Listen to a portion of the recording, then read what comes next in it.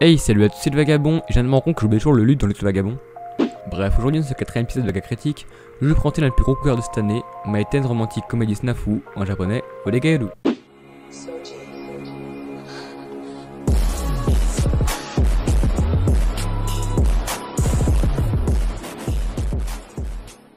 Originaire du light novel du même nom, Odegaeru est écrit par Watari Wataru, dessiné par Pumpkin 8. Le light novel est publié chez nous par Offelbeck, mais sur total 17 tomes. Il existe également une deuxième version du manga chez édition Ototo, toujours scénarisé par Watari, mais dessiné par Naomichi, qui compte actuellement 6 tomes, possiblement 17 tomes au final. Plus tard, en 2013, Odegaeru fera sa première apparition d'animé sous le feu des projecteurs.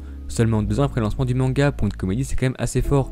Le côté assez décalé de l'animé et les personnages ainsi que les thématiques plairont au public, ce qui sera également le cas pour les 2 prochaines saisons qui suivront les années suivantes. L'animé va donc très vite passer le cap du PTDR c'est quoi, un animé prêté par pas mal de gens avec une vraie fanbase derrière. Mais les vidéos sont toujours garanties sans spoil majeur et sans gluten évidemment, mais l'histoire et les personnages sont évidemment l'une des grandes raisons de son succès. L'animé nous raconte l'histoire d'un jeune homme du nom de Ikegaya, un jeune homme solitaire et sans amis, qui sera forcé par sa professeure à intégrer un club d'aide sociale du lycée pour aider les autres et se sociabiliser par la même occasion. Il fera alors la connaissance de Kinoshita, une jeune élève solitaire dans une situation presque similaire à celle de Iki. Nos deux héros, au caractère et aux ambitions bien différentes, devront tout de même travailler ensemble vers ces différentes requêtes des élèves. L'animé nous fait ce problème de Iki, de sa vision du monde et des gens de la première minute de l'animé, ça c'est vraiment cool. Le ton donné un peu décalé et sérieux est vraiment bien foutu, et les OST ne font que sublimer le tout.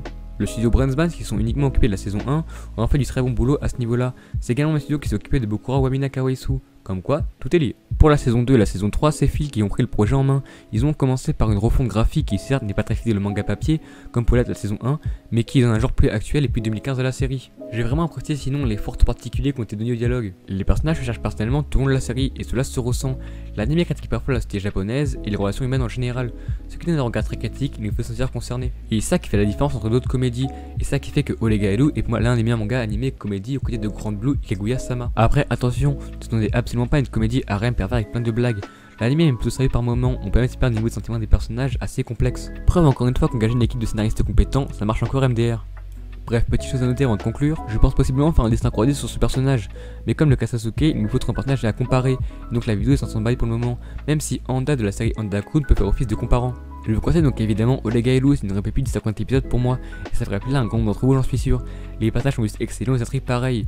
Je vous laisse donc aller vous faire votre propre avis en regardant l'anime sur ADN, dites-moi aussi ce que vous en avez pensé en commentaire, tous les liens sont en description. Bref, comme ça, si la vidéo t'a plu, n'hésite pas à t'abonner, ça fait toujours plaisir et ça m'aiderait beaucoup à passer le cap de 100 abonnés, que j'annonce quasiment depuis août. Likez, partagez tous les liens sont en description vers Discord, Twitter et Instagram, et moi je vous dis comme toujours...